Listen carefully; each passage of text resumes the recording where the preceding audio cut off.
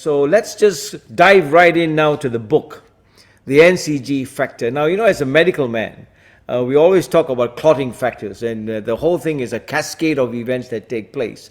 And if you take out one clotting factor, that's it. Each one is indispensable, so that you and I don't have to bleed forever. You know what I mean?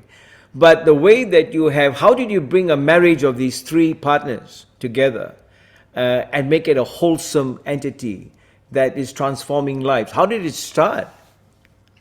Well, I think when I looked at just the concept of networking in itself, I don't think I liked the way that we were networking. And I think we would just show up to events. And you've probably networked in your career at different medical conferences. And, maybe you didn't get to foster relationships. You just met a bunch of people or a Correct. couple of people at events that you hope to never see again because it wasn't maybe the best use of your time. So for me, I thought if I could kind of shift the way that we network and make it less of a here's my business card and more of Charles, tell me about yourself. Great to meet you. What brings you here? Tell me about where you're from, your family.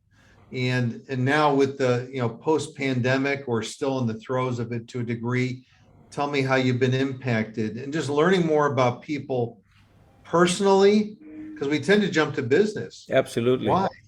Why not learn about people personally, some of their passions, interests, life challenges, and then so shifting networking from just being social exchange of contact information to really understanding who that person is, and even how you can be helpful to that person.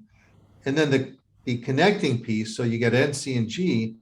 The connecting piece was we could be at an event and I may know someone at that event and say, Charles, I got to get you to Mary that's here.